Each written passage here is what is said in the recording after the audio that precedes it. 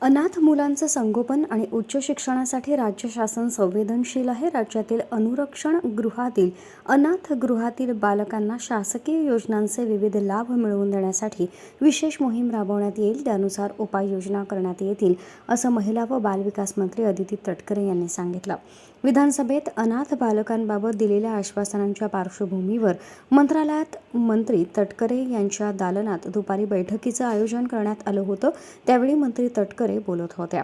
यावेळी आमदार बच्चू कडू, महिला व बालविकास विभागाचे सचिव डॉक्टर अनुप कुमार यादव, उपायुक्त मोरे उपस्थित होते. तर महिला व बालविकास विभागाचे आयुक्त प्रशांत नारनवरे हे दूरदृश्य संवाद प्रणालीद्वारे उपस्थित होते.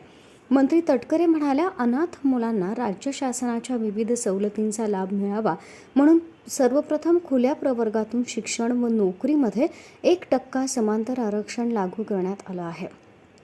अनाथ आरक्षणाच्या अनुषंगानं मार्गदर्शक सूचना महिला व बालविकास विभागानं निर्गमित केल्या आहेत.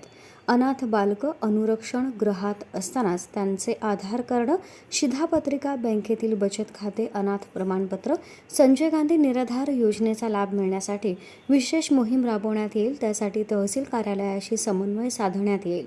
अनाथ मुलांच्या शिष्यवृत्तीसाठी स्वतंत्र लेखाशीर्षासाठी महिला व बालविकास विभागातर्फे सामाजिक न्याय विभागास शिफारस करण्यात येईल. आमदार कडू यांनी अनाथ मुलांच्या वयाच्या 21 वर्षानंतर उच्च शिक्षणासाठी स्वाधार योजनेच्या धर्तीवर योजना लागू करावी अशी अपेक्षा व्यक्त करत अनाथ मुलांचं संगोपन आणि शिक्षणासाठी विविध सूचना केल्या.